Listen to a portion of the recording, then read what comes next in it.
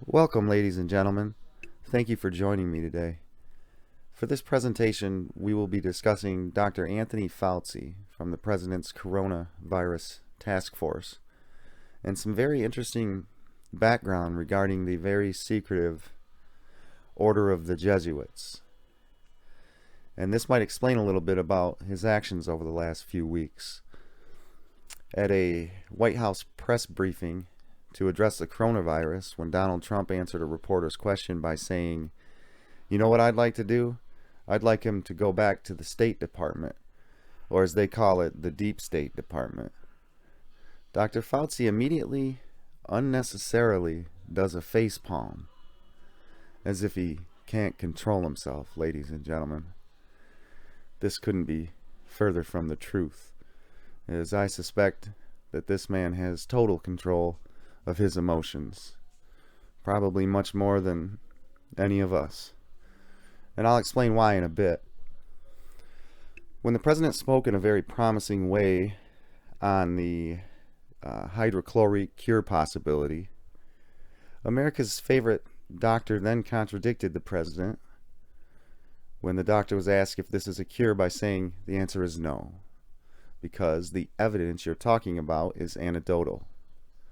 Now, anecdotal is defined as based on casual observations or indications rather than rigorous or scientific analysis. Pertaining to or consisting of anecdotes.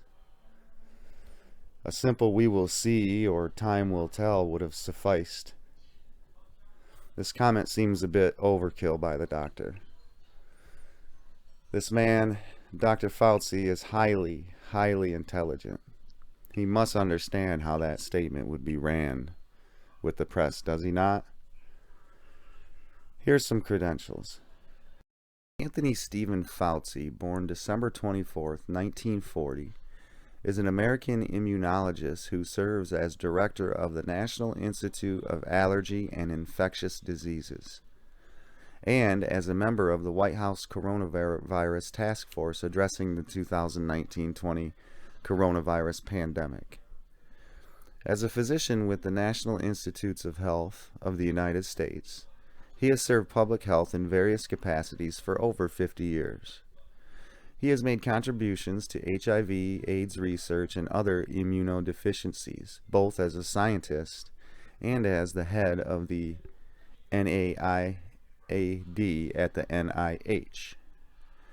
The rag New York Times called Fauci the nation's leading expert on infectious diseases. Fauci was born in Brooklyn, New York, to Stephen A. Fauci and Eugenia A. Fauci, owners of a pharmacy, where his father worked as the pharmacist. His mother and sister worked the register, and Fauci delivered prescriptions. Fauci's paternal grandparents, Antonio Fauci and Calogero Guardino, were from Sciacca, Italy. His maternal grandmother, Raffaella Trematera from Naples, Italy, was a seamstress. And his maternal grandfather, Giovanni Abis, was born in Switzerland and was an artist, noted for his landscape and portrait painting and magazine illustrations, as well as graphic design for commercial labels, including olive oil cans. His great-grandparents emigrated to the USA in the late 19th century, and Fauci grew up, obviously, Roman Catholic. Fauci attended Regis High School in New York City, where he graduated in 1958.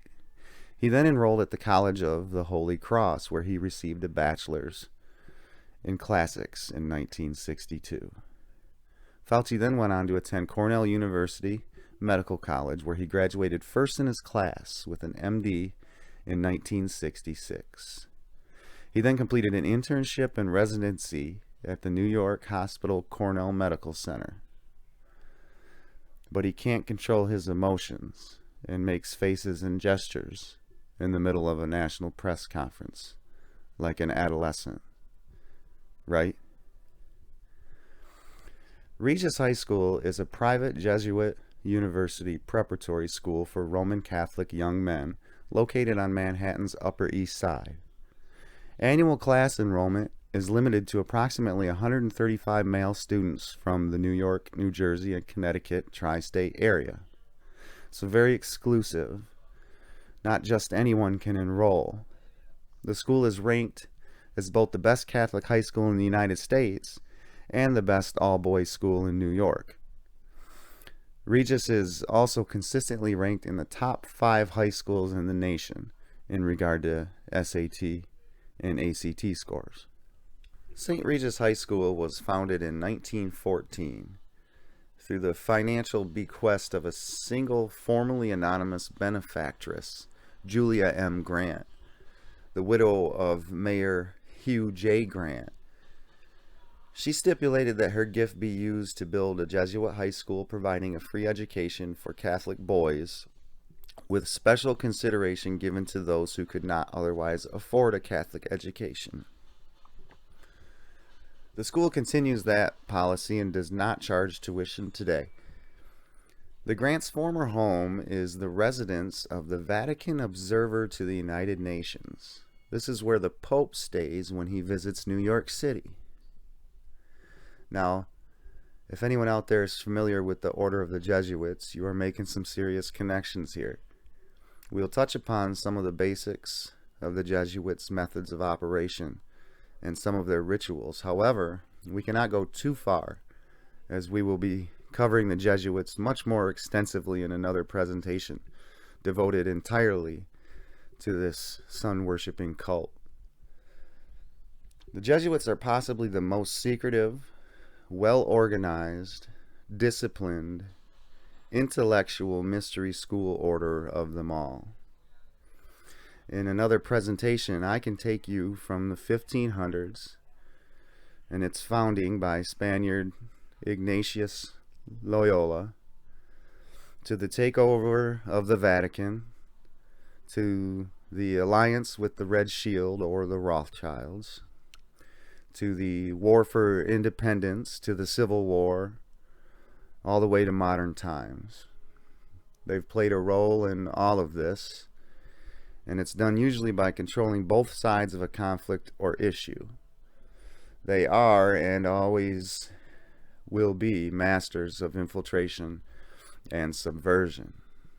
Their main goal, like that with most of the mystery schools, is to destabilize every government or institution, and then to swoop in with a solution, their solution, usually consisting of them fixing the problem, but while leaving them in a new position of power over those whom have just experienced this problem or issue. Hegelian dialectic: problem, reaction, solution. And when, as this presentation is being created, we are getting ready to approve a $2 trillion loan from the Criminal Federal Reserve in order to fix the SARS-CoV-2 problem. It makes one wonder, doesn't it? This is how they operate, folks. And don't forget this fact, please. Admission to St. Regis is no joke. A prospective student is any 8th grader, baptized Roman Catholic male who has demonstrated superior academic ability, and first completes an application that includes the composition of multiple short essays, and then sits for Regis's own admission test.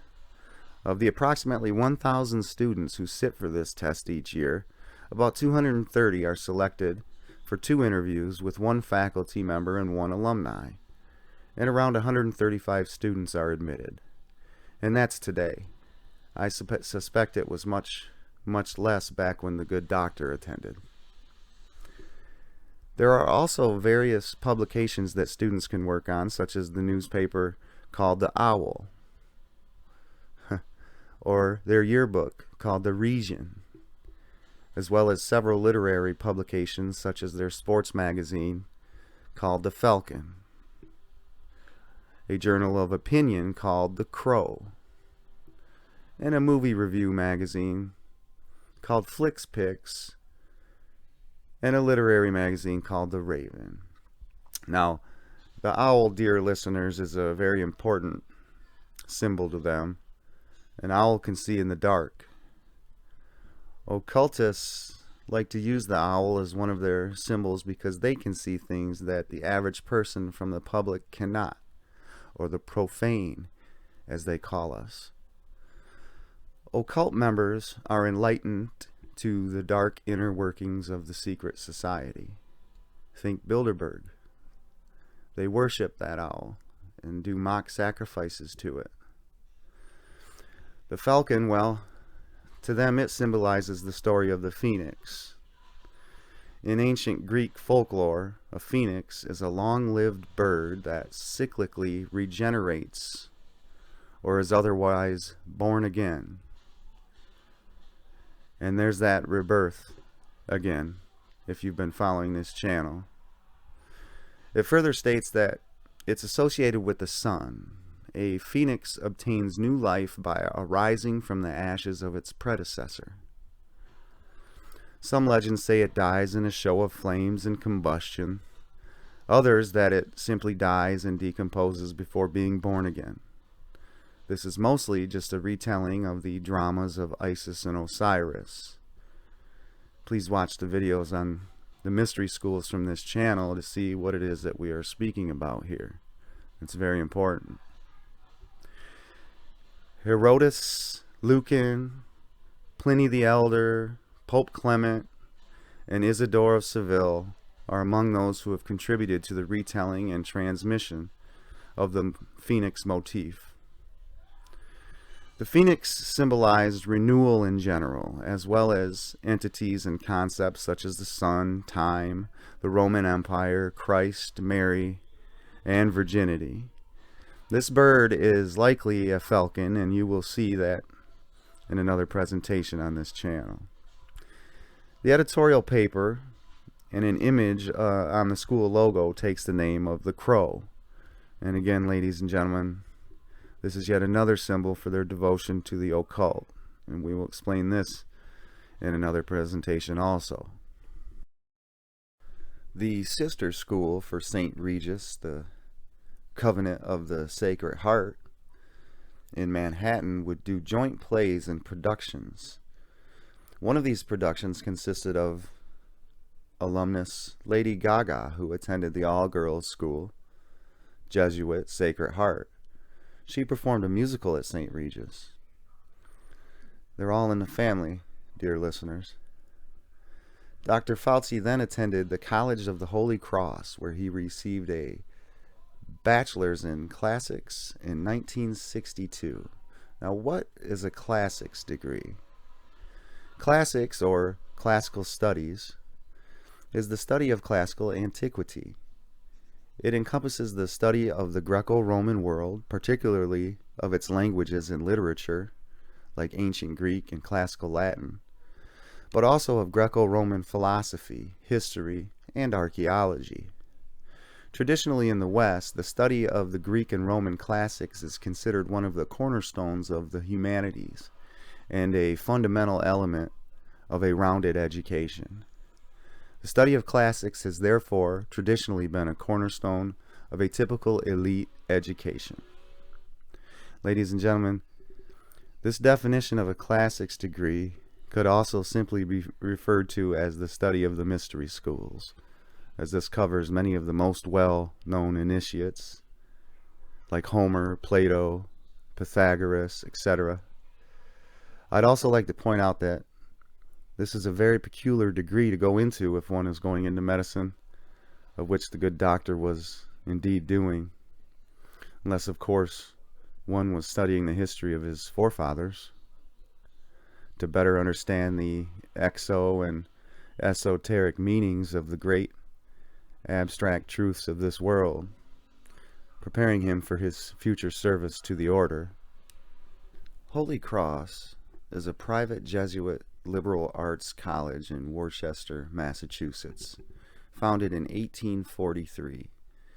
Holy Cross is the oldest Catholic college in New England and one of the oldest in the United States.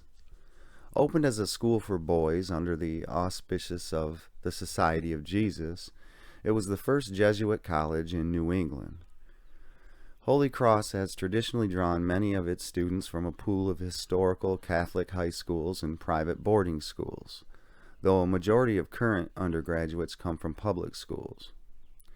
I'd like to point out the seal of the Holy Cross seen here and this next picture, and you'll recall this if you've watched some of the Mystery Babylon series from this channel. A symbol of the Order of the Rose and Cross, one of the Jesuits' immediate predecessors, many say, which is really just the symbol of the zodiac cross.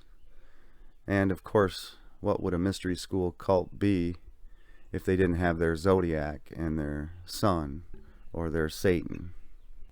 The school color is purple. According to Wikipedia, there are two theories of how Holy Cross chose purple as its official color. One suggests it was derived from royal purple used by Constantine the Great as displayed on his military standard and on those of later Christian emperors of Rome. And again, if you've been watching this channel, you'll know that Constantine was the one who morphed the sun-worshipping Roman Empire into the Catholic Church, and that sun worship is still practiced in many Catholic churches today, ladies and gentlemen, whether the priest and the parishioners even know it or not, and most don't. Written in the book is the college's motto, In hoc signo vinces, which translates as, by this sign thou shalt conquer. The phrase is credited to our favorite Roman Emperor Constantine, and these signs are still seen all over today. A few graduates from here that some of you may know are Chris Matthews, who recently retired from MSNBC, like all those CEOs who keep retiring every other day. Several alumni have held top positions in the world of business and finance. Bob Wright, Chairman and CEO NBC Universal. He was also Vice Chairman of General Electric. James David Power III, that's J.D. Power and Associates founder. William J. McDonough, President of the Federal Reserve Bank of New York and Vice Chairman of Merrill Lynch. Ever heard of Dick Cusack? Well, maybe you've heard of his children. Actors John Cusack, Joan Cusack, or Ann Cusack. Wow, what are the odds? One man having 3 kids that all break into Hollywood and become successful actors. Yes, they're hidden everywhere, folks. You just have to open your eyes and look. Dr. Fauci took a job at the National Institute of Health directly after school, a place he still works today. He met his wife there, Christine Grady.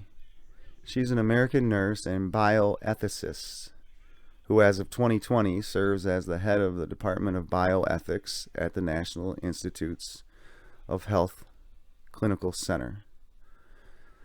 Bioethics is the study of the ethical issues emerging from advances in biology and medicine. It is also moral discernment as it relates to medical policy and practice.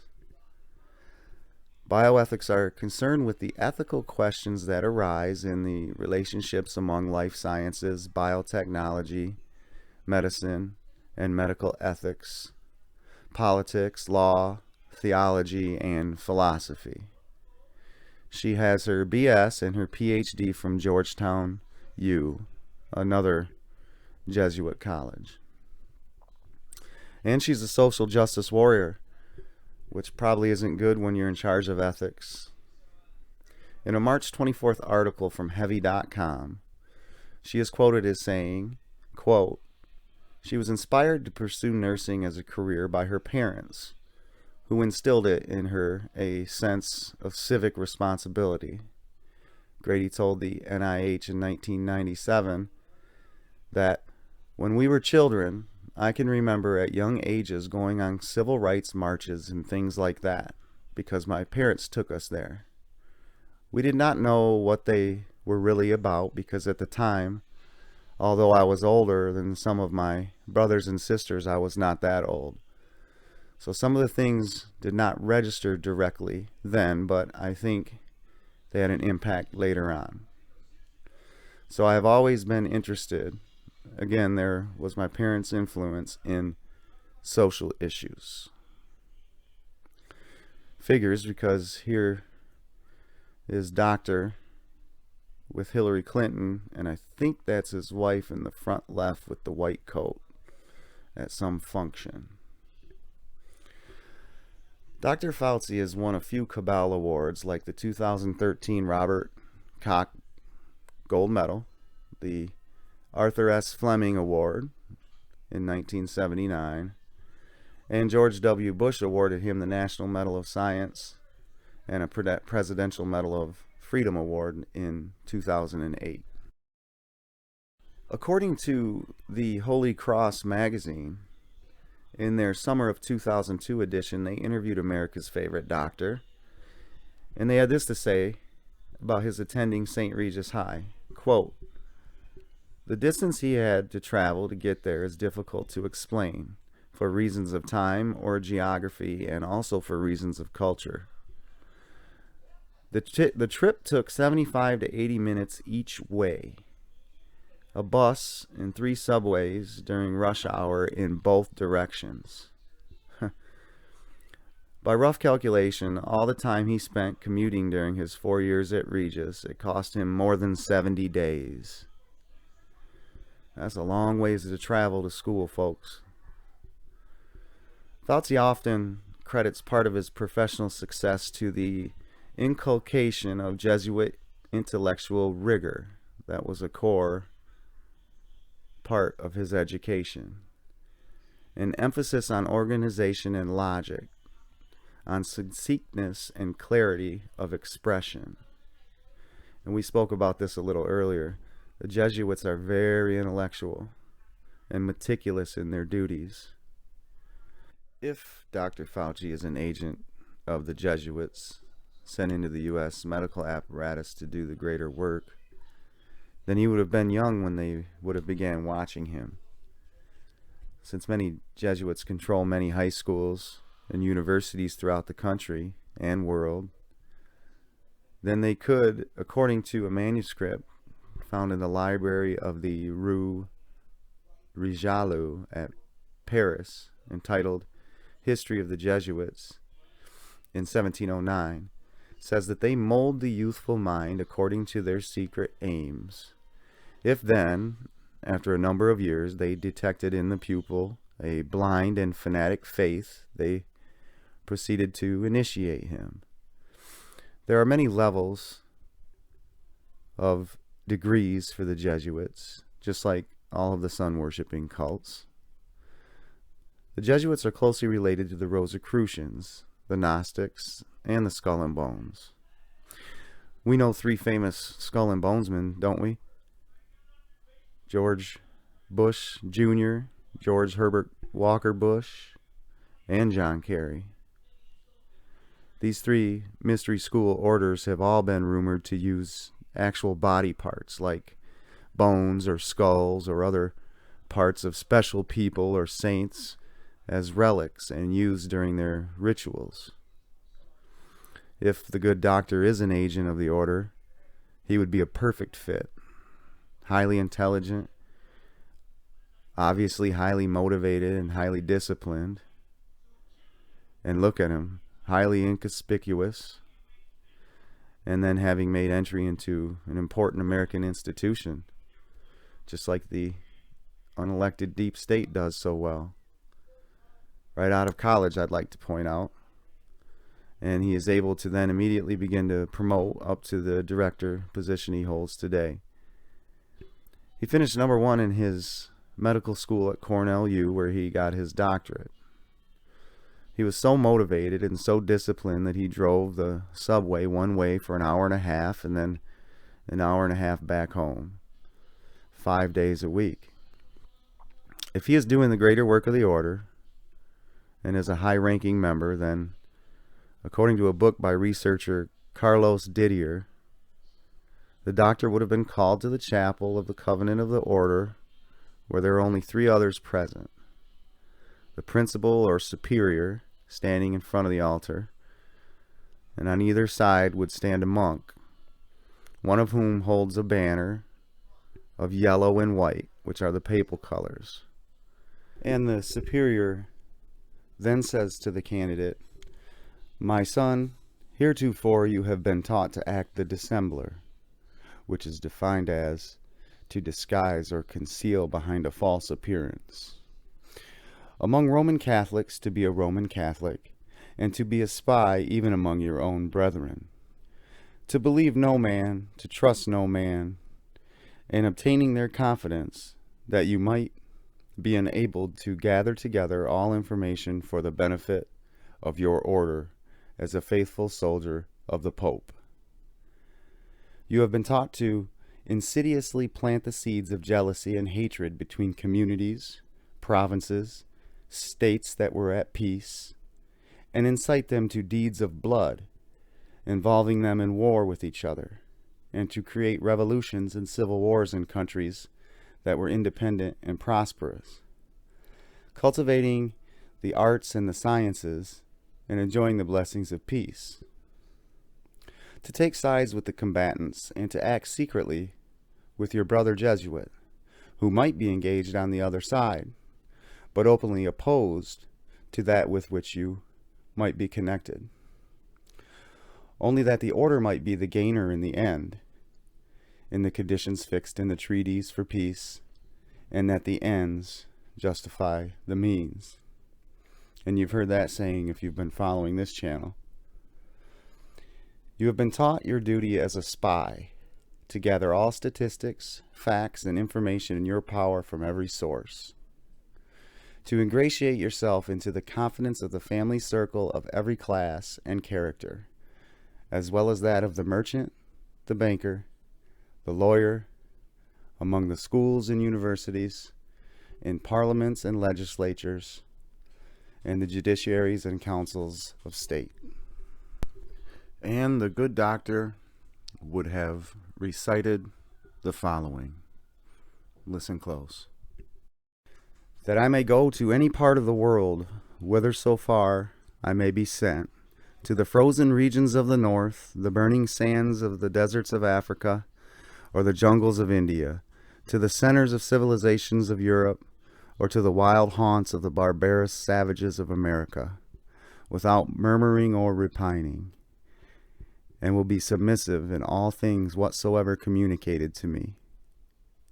I further promise and declare that I will, when opportunity present, make and wage relentless war, secretly or openly, against all heretics, as I am directed to do, to exterminate them from the face of the whole earth, and that I will spare neither age, sex, or condition, and that I will hang, waste, boil, flay, strangle, and bury alive these infamous heretics, rip up the stomachs and wombs of their women, and crush their infants' heads against the walls, in order to annihilate forever their execrable race.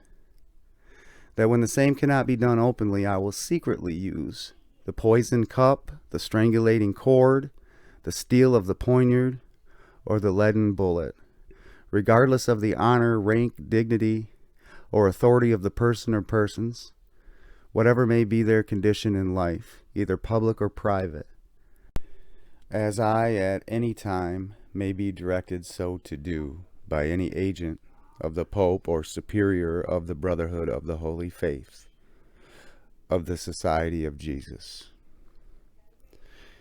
If you enjoyed this presentation, please like, share, and subscribe. Thank you for watching.